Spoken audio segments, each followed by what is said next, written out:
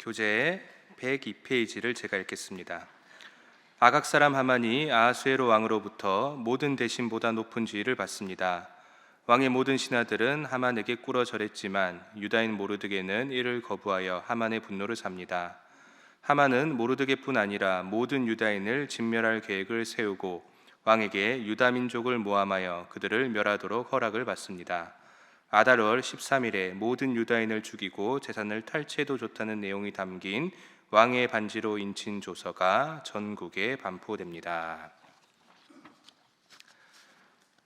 우리가 앞서 살펴본 에스더 1장과 2장은 에스더가 왕후가 되는 과정을 그립니다. 그리고 오늘 살펴본 3장에는 유대인을 죽이려는 하만의 음모가 그려지는데요. 과연 사건이 어떻게 흘러가는지 자세히 살펴보도록 하겠습니다. 우리 오늘 본문 3장 1절을 다 같이 읽겠습니다. 3장 1절입니다. 시작. 그 후에 지위를 높이 올려 함께 있는 모든 대신 위에 두니. 아멘. 갑자기 아하수에로 왕이 아각 사람 하만의 지위를 올려줬다라고 합니다. 그런데 여러분, 오늘 본문 전인 2장 마지막에서 왕을 암살의 위기에서 구해준 사람이 누구입니까? 모르드게죠. 그런데 오늘 본문에서 그 후에 모르드게가 아니라 하만의 지위가 오릅니다. 역시나 그리 훌륭한 왕은 아닌 것 같습니다. 잘못된 인선이죠. 그러다 보니 곧바로 문제가 생기기 시작합니다. 2절입니다. 대궐문에 있는 왕의 모든 신하들이 다 왕의 명령대로 하만에게 꿇어 절하되 모르드게는 꿇지도 아니하고 절하지도 아니하니. 아멘. 아하수에로 왕이 하만의 지위를 높여주고 왕의 모든 신하에게 꿇어 절하라고 명령을 합니다. 그런데 모르드게가 꿇지도 않고 절하지도 않았다라고 합니다. 모르드게가 왜 절하지 않았을까요? 절을 해야 되는데 왜 안 할까?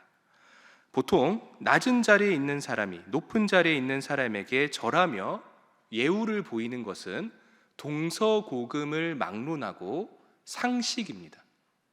지극히 상식이죠. 심지어 자존심이 하늘을 찌르는 그 유대인조차도 왕이나 높은 직위에 있는 사람들에게 예우를 합니다.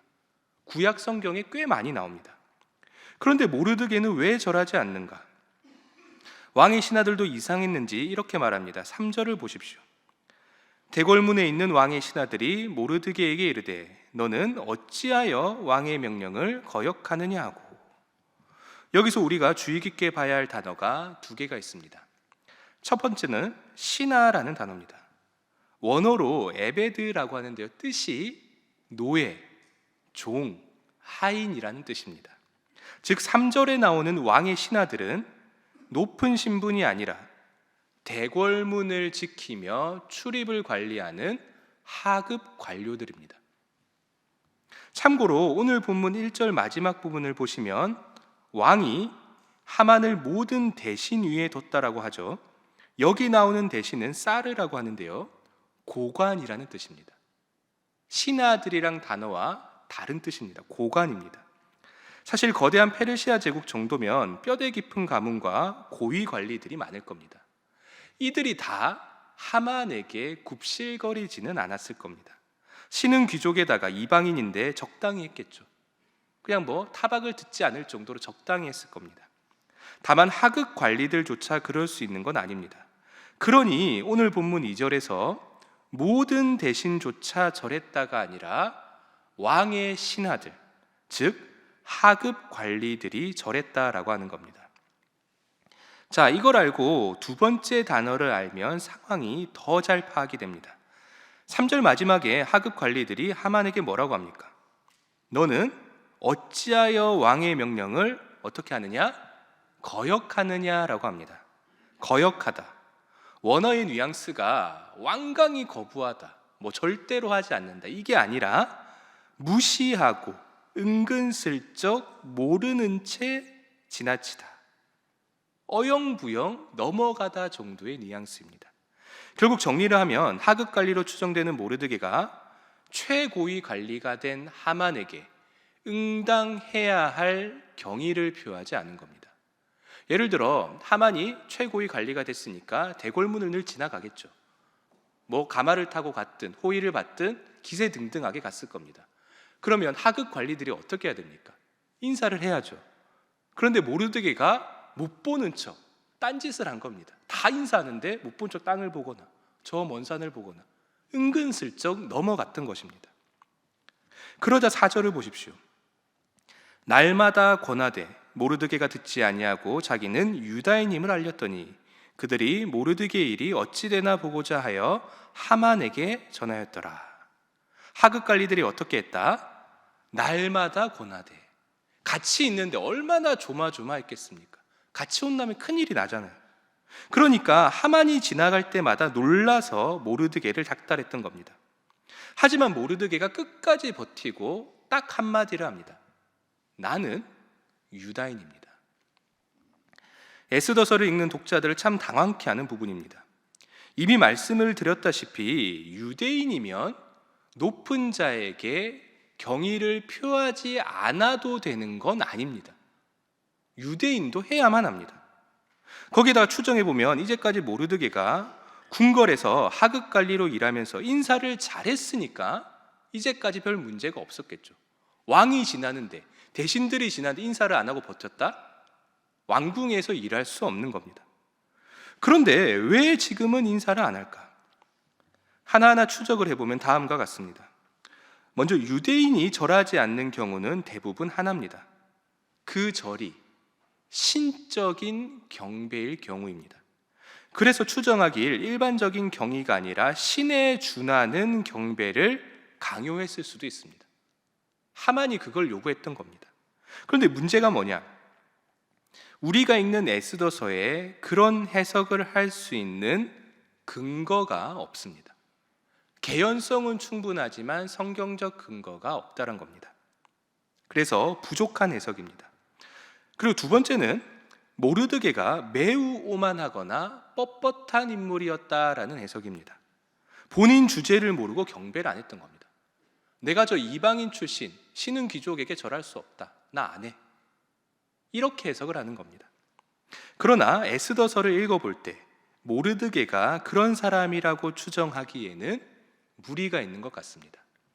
결국 제3의 가정을 해야 하는데요, 이걸 추정하는 단서가 놀랍게도 각 인물에 대한 설명에서 나옵니다. 먼저 에스더서가 하만을 어떻게 소개하고 있습니까? 1절에서 길게 소개를 하는데 어디 사람이라고 합니까? 아각 사람이라고 하죠. 여러분, 아각이 누굴까요? 성경에 나오는 인물입니다. 사무엘상 15장에 나오는 인물입니다. 아각은 이스라엘의 초대 왕인 사울 왕에게 패하고 선지자 사무엘에게 죽임을 당한 아말렉의 왕입니다. 사울 왕에게 패한 아말렉의 왕입니다. 아말렉은 우리가 알다시피 전통적인 이스라엘의 적대국입니다. 이와 관련하여 출애굽기의 이야기가 나오는데요, 이스라엘이 광야를 지나 가나안 땅으로 들어가야 하죠. 근데 아말렉이 어떻게 합니까? 광야를 지나는 이스라엘의 뒤를 칩니다. 그때부터 이스라엘과 철천지 원수가 됩니다. 심지어 신명기에는 이런 기록조차 있습니다. 너는 천하에서 아말렉에 대한 기억을 지워버리라. 너는 잊지 말지니라. 철천지 원수인 겁니다. 자, 그러면 이번에는 에스더서가 모르드게는 어떻게 소개하고 있을까요? 오늘 본문의 앞장인 2장 5절을 잠깐 보겠습니다. 2장 5절입니다. 도성 수산에 한 유다인이 있으니 이름은 모르드게라. 그는 어디 자손이다? 베냐민 자손이니. 베냐민 지파죠. 그런데 여러분, 방금 말씀드렸던 아각을 패배시켰던 사무엘 왕이 어디 지파일까요? 베냐민 지파입니다. 하필 베냐민 지파입니다. 정리를 하면 모르드게와 하만은 이스라엘과 아말렉의 관계로 이어진 원수 사이였고, 거기에 하필 하만은 아각 사람이고 모르드게는 하필 베냐민 지파인 겁니다. 즉 원수 중의 원수인 겁니다. 그래서 모르드게가 하만에게 절하기를 거절했던 것으로 추정할 수 있는 겁니다. 하지만 이것도 다 모르드게의 개인적인 사유일 뿐입니다. 공직에 있을 만한 사람이 할 만한 행동은 아니죠. 그래서 같이 일하던 하급 관리들은 모르드게이를 공식적으로 알리게 됩니다. 괜히 같이 있다가 피해를 볼 필요는 없을 거라고 생각을 했던 것 같습니다. 그들이 이렇게 말했던 겁니다. 그래, 몰랐는데 당신 유대인이었구나. 왜 하만에게 그렇게 뻣뻣했는지 이제는 이해가 된다. 근데 그거는 당신 개인적인 사정 아니냐. 개인적인 사정이다. 우리가 그것까지 봐줄 필요는 없을 것 같다. 그래서 우리는 너가 계속해서 거절을 한다면 알릴 수밖에 없다. 이랬던 겁니다. 그래서 결국 이 모든 일이 하만의 귀에까지 들리게 됩니다. 여러분, 이게 본문의 전반적인 상황인데요. 만약 이 당시 우리가 하만이라면 어떻게 반응해야 할까요? 내가 하만이라면 어떻게 해야 할까? 정상적인 반응은 먼저 모르드게를 불러서 이유를 물어보는 겁니다. 너 왜 그러냐? 그리고 나서 정당한 요구를 하는 게 정상적인 사람의 반응입니다. 너와 나의 출신에 대한 문제를 페르시아 제국 내에서까지 요구하기는 무리다. 둘 다 이방인 출신이잖아요. 그런데 페르시아 제국 내에서 왜 개인적인 일을 끌고 오느냐? 공은 공이고 사는 사다. 그러니까 너는 내가 마땅히 행해야 할 경의를 나에게 표해라. 이게 맞죠. 신께 경배하듯이 절해라. 이 수준만 아니면 충분히 요구할 만한 겁니다. 이게 정상적인 반응입니다. 그런데 하만이 이런 반응을 하는 게 아니라 매우 노했다라고 합니다. 노하다. 원어의 뜻이 경노하다, 독약이라는 뜻입니다. 사실 하만이 이렇게까지 분을 품을 필요는 없습니다. 하지만 그럼에도 어느 정도 이해가 되는 건 우리도 종종 이럴 때가 있기 때문입니다. 그렇죠. 우리도 지나치듯이 들리는 말에 그냥 지나치면서 그냥 한마디 들었는데 자세히 알아보지도 않고 너무 급하게, 과하게 분을 품을 때가 있습니다. 하만이 지금 그런 상황인 겁니다. 첫 번째 기도 제목입니다. 급하게 과한 분을 품지 않게 하소서입니다. 급하게 과한 분을 품지 않게 하소서.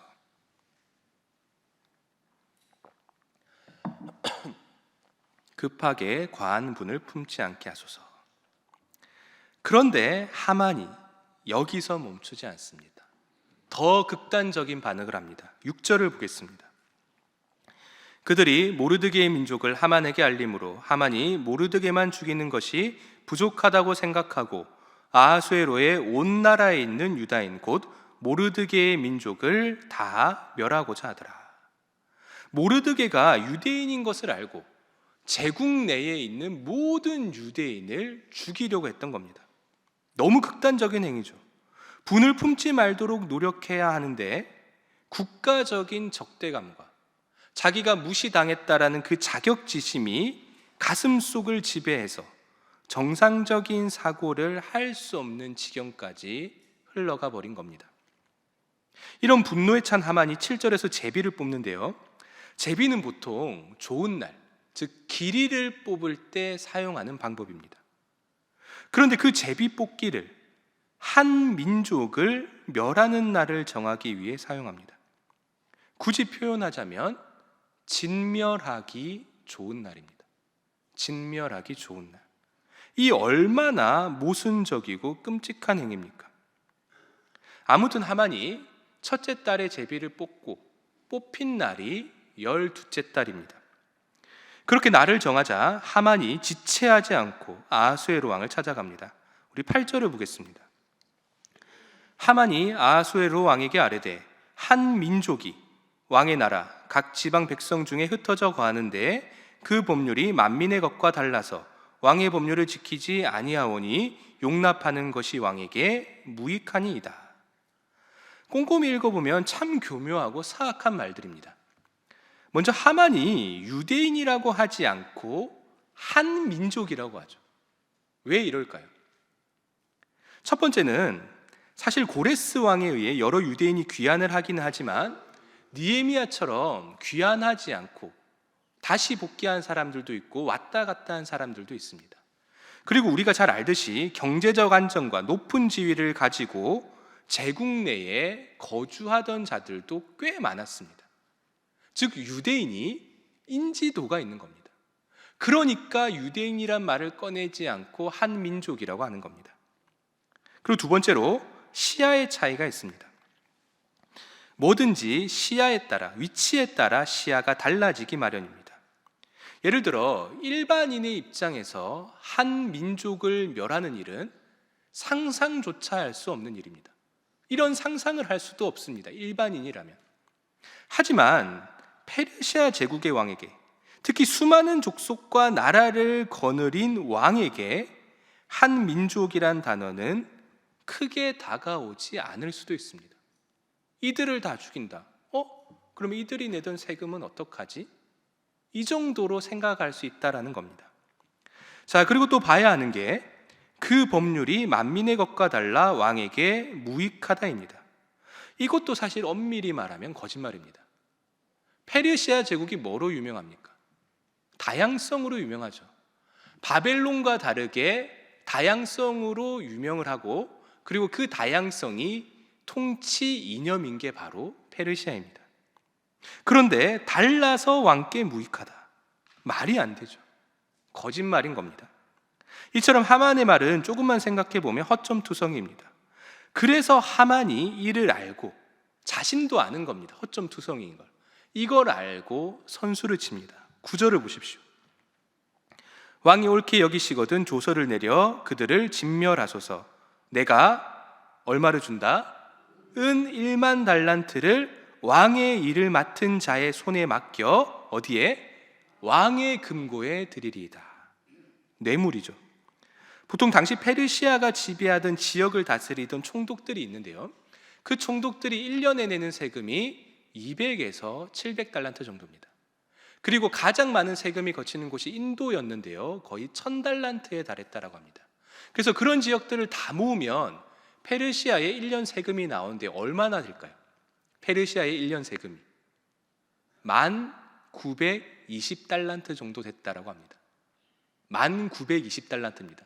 그 거대한 제국의 1년 세금입니다. 그런데 오늘 본문에서 하만이 얼마를 준다라고 합니까? 10,000달란트를 준다고 하죠. 거의 제국의 1년치 세금을 준다라고 한 겁니다. 이 정도면 한 민족을 멸해서 줄어들 세금에 대한 걱정이 싹 사라질 정도입니다. 혹하는 겁니다. 그래서 아하수에로가 하만의 제안을 넙죽받습니다. 그리고 참고로 11절을 보시면 이렇게 나옵니다. 이르되, 왕이 하는 말입니다. 그 은을 내게 주고 그 백성도 그리하노라. 은과 백성을 너에게 준다라고 하죠. 그리고 뭐라고 합니까? 너의 소견에 좋을 대로 행하라. 이게 뭐냐면 진짜로 너가 알아서 하라는 게 아니라 왕궁 예법에 따른 완고거법입니다. 완고거법입니다. 너의 소견에 좋을 대로 하라가 이게 뭐냐면, 내가 넙죽 받는다라고 하면 왕의 체면이 안 서죠. 신하가 준다고 하는데 좋아 이렇게 받으면 왕의 체면이 안 서니까 완곡하게 거절을 하는 겁니다. 그래, 너가 알아서 해. 내 말 무슨 뜻인지 알지? 탈나지 않게 내 금고에 넣어. 이게 그 표현인 겁니다. 그리고 참고로 몇 장 넘기시면 7장 4절에 에스더가 하는 말이 있는데요, 에스더가 뭐라고 하냐면 내 민족이 팔려서 죽임을 당하게 되었다라고 합니다. 내 민족이 그냥 죽임을 당하는 게 아니라 팔려서 죽임을 당했다라고 합니다. 누구에게 팔렸습니까? 왕이 은 1만 달란트의 한 민족을 하만에게 판 겁니다. 진짜로 판 겁니다. 그러면 하만은 이 많은 돈을 어디서 벌어왔을까? 한 개인이 주기엔 너무 많죠. 개인이 줄 수 없는 돈입니다. 이 돈의 출처는 곧 이어 나오는 조서를 살펴보면 간접적으로 알 수 있습니다. 12절부터 조서에 대한 내용이 쭉 나오는데요, 다 살펴보기에는 시간이 부족해서 간단히만 보겠습니다. 먼저 13절 후반을 보십시오. 모든 유다인을 젊은이, 늙은이, 어린이, 여인들을 막론하고 어떻게 하라? 죽이고 도륙하고 진멸하고. 죽음에 대한 단어를 3개나 나열하죠. 왜 그럴까요? 혹시나 조서를 해석할 때 애매하게 빠져나가지 못하게 하기 위함입니다. 예를 들어 죽음이란 단어가 있는데 보통 한 단어가 하나로 해석되는 경우는 드뭅니다. 다양하게 해석되는 겁니다. 근데 죽음이란 단어 중에 노예로 삼다란 해석을 할 수도 있는 겁니다. 그래서 단어를 하나만 쓰면 죽이기 찝찝하니까 야, 이거 이렇게 해석할 수 있잖아, 그냥 노예로 삼자, 이렇게 조서를 해석할 수도 있는 겁니다. 근데 이렇게 해석하는 걸 원천적으로 차단하는 겁니다. 죽이고 도륙하고 진멸하라, 조서의 뜻이 확실한 죽음이라는 겁니다. 그리고 더 사악한 건 그 뒷부분입니다. 죽이고 끝나는 게 아니라 그 재산을 어떻게 하라? 탈취하라. 이게 왜 있겠습니까? 죽이는데 망설이지 말라는 겁니다. 너 조서대로 하면 부자가 될 수 있어. 명령을 수행하는 자들의 욕구를 자극하기 위함입니다. 또 결정적으로 왕에게 약속한 1만 달란트를 충당하기 위함입니다. 예전부터 유대인은 부자였거든요. 부자로 굉장히 유명했습니다. 이들을 다 죽이고 돈을 모아서 왕에게 1만 달란트를 바치기 위함입니다. 참 읽으면 읽을수록 사악한 조서입니다. 그런데 15절 중반을 보십시오. 왕과 하만이 어떻게 하고 있습니까? 왕은 하만과 함께 앉아 마시되 수산성은 어지럽더라. 왕이 태연하게 하만과 함께 앉아 마시고 있습니다. 네로 황제가 로마가 불타고 있을 때 수금을 타고 시를 지었다라고 합니다. 그런 네로와 다를 바가 없는 모습입니다. 이런 지도자들의 못난 모습에 수산성은 어지럽다라고 하며 에스더서 3장이 끝납니다. 여기서 두 번째 기도 제목입니다. 선한 지도자들이 이 나라를 다스리게 하소서입니다. 선한 지도자들이 이 나라를 다스리게 하소서. 이제 오늘 말씀을 놓고 기도하겠습니다. 첫 번째 기도 제목은 급하게 과한 분을 품지 않게 하소서입니다. 두 번째 기도 제목은 선한 지도자들이 이 나라를 다스리게 하소서. 마지막으로 오늘 있을 당회에 성령 하나님께서 함께 하셔서 지혜가 넘치게 하시고, 또한 주일에 설교하시는 위임 목사님께도 성령 하나님이 임하셔서 능력을 부어 주소서입니다. 이 기도 제목들을 놓고 우리 다 같이 기도하겠습니다. 주여 믿습니다. 주여 믿습니다. 주여 믿습니다.